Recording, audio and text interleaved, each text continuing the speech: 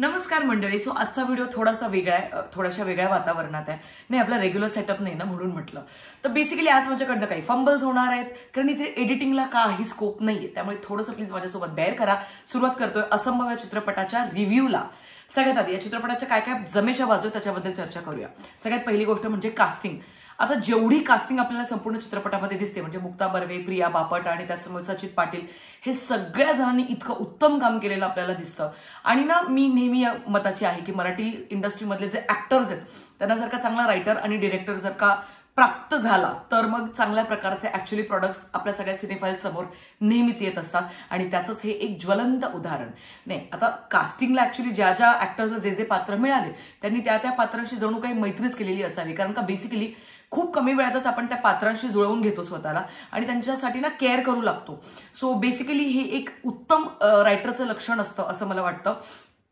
कॅरेक्टर्सचं introduction ज्या पद्धतीने केलं जातं, ज्या पद्धतीने त्यांना एस्टॅब्लिश केलं जातं, हे सगळं खूप सुंदररित्या त्यांनी केलेलं आहे. आता दुसरी जमेची बाजू म्हणजे संपूर्ण चित्रपटाची सिनेमॅटोग्राफी. काही काही सीन्स तर एवढे भारी आहेत ना, मी तुम्हाला सांगते. आणि रिअल लोकेशन्सवरती शूट केल्यामुळे ऍक्च्युली त्या सिनेमॅटोग्राफीला एक खूप सुंदर वेगळं वळण येताना आपल्याला सगळ्यांना दिसतं. आणि बरेचदा असं होतं ना, मराठीमध्ये ऍक्च्युली सायकोलॉजिकल थ्रिलर जॉनरामध्ये नाही फिल्म्स सहसा कोणी बनवत. कारण काय आहे की तेच तुपकट कडीपत्ता लोणची आणि ह्या सगळ्या फिल्म्समध्ये सगळेजण खुश आहेत. तर त्याच्यामुळे लोकांना असं वाटू लागतं की यार आता कायच मराठी सिनेमांना सिरियसली घ्यायचं.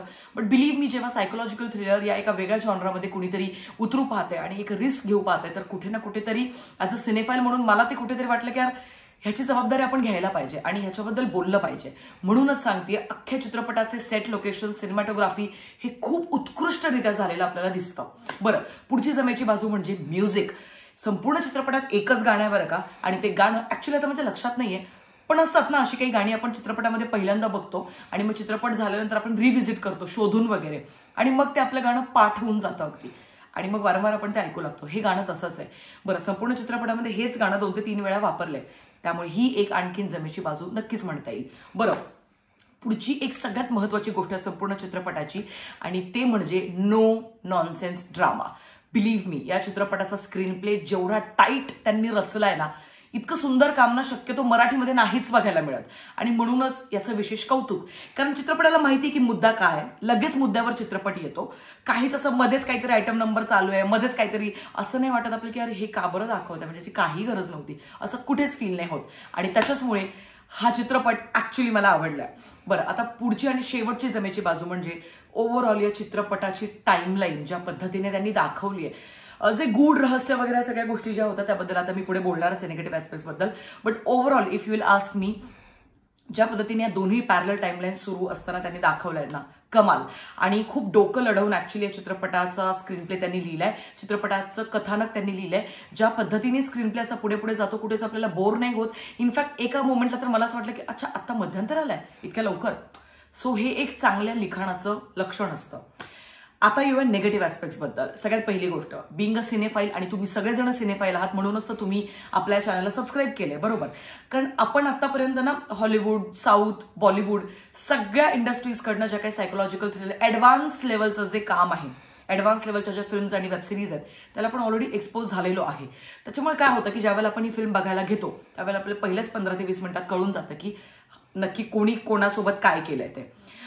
खूप ऑब्व्हियस जो शत्रू दाखवला जातो तो नसतोच हे आपल्याला कळतं, पण त्याच्या व्यतिरिक्त सुद्धा म्हणजे त्या गोष्टी ऍक्च्युली आपण प्रेडिक्ट करून घेतो. But believe me, even after knowing the fact की हाच असणार आहे किंवा हीच असणार आहे, तरी सुद्धा आपण त्या चित्रपटामध्ये रमून जातो आणि आपण एंगेज होऊन जातो त्या चित्रपटासोबत. आणि त्याच्यामुळे मला असं वाटतं की ही खूप सुंदर बाब आहे या संपूर्ण चित्रपटाची.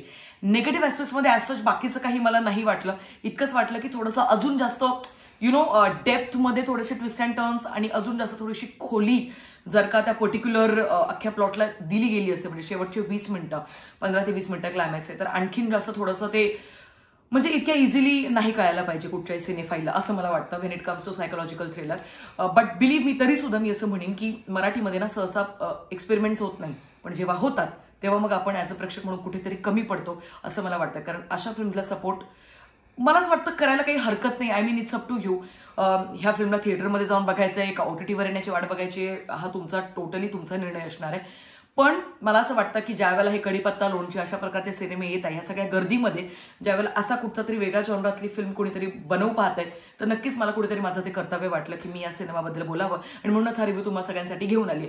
बाकी सॉरी, खूप अगदी कोपरापासून हात जोडून माफी मागते की यंदाच्या या वीक मध्ये मी तुम्हाला सगळ्यांसाठी रिव्ह्यू नाही घेऊन आले ऑन टाईम. पुढच्या वेळेसपासून असं नाही होणार. So stay here with me आणि भेटूया पुढच्या व्हिडिओमध्ये. या संपूर्ण सिनेमाला मी 3.5 स्टारची रेटिंग दिली आउट ऑफ 5.